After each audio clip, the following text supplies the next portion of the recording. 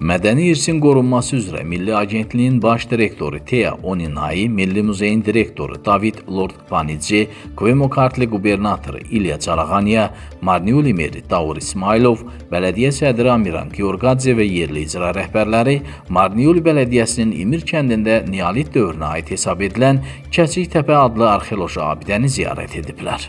Qonaqlar və yerli hökumət nümayəndələri tarixi mədəni əhəmiyyətli Kəçiktepe adlı arxeoloji abidənin turizm və infrastruktur potensialının inkişafı ilə bağlı məsləhətləşmələr aparıblar.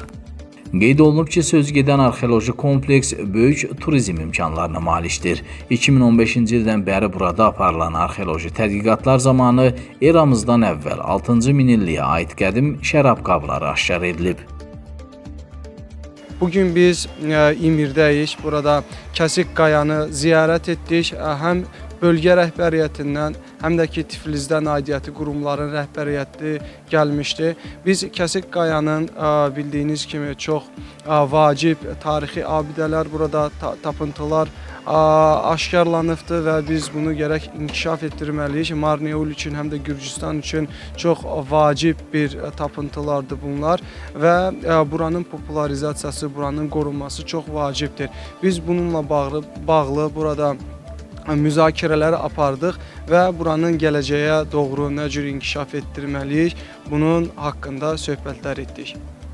Kvemo-Kartli arxeologiyuri cəqləbi. Kvemo-Kartli regionu arxeoloji abidələrlə zəngin bir ərazidir və bu abidələr yalnız Gürcüstan daxilində deyil, dünya miqyasında da böyük əhəmiyyət kəsb edir. Bugün biz burada bu abidələri araşdırırıq. Layihəmiz əsasən şərab istehsalının tarixi ilə əlaqədardır və elmi cəhətdən sübut olunub ki, bu ərazidə şərab istehsalı 8000 il əvvəl başlamışdır.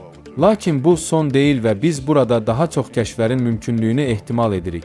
Müvafiq olaraq bir sıra tapıntılar üzərində elmi tədqiqatlar davam etdirilir. Belə əhəmiyyətli yerlərdə ziyarətçilərin cəlb edilməsi üçün müvafiq şəraitin yaradılması vacibdir. Bugün də biz məhz bu məsələ üzərində müzakirələr apardıq. Tədqiqatlar zamanı məlum olub ki, insanlar təxminən 8000 il əvvəl Gürcüstan ərazisində vəhşi üzüm növlərini uyğunlaşdıraraq şərab istehsal ediblər. Bildirilib ki, tapıntılar Gürcü arxeoloqlarla birgə Toronto Universitetinin ekspedisiyası tərəfindən kəşf olunub və Marniulini, eləcə də Gürcüstanı dünya səviyyəli mədəni və turizm mərkəzlərindən birinə çevirib. Hazırda ərazidə muzey kompleksi tikilib və hər il arxeoloji ekspedisiyalar davam etdirilir.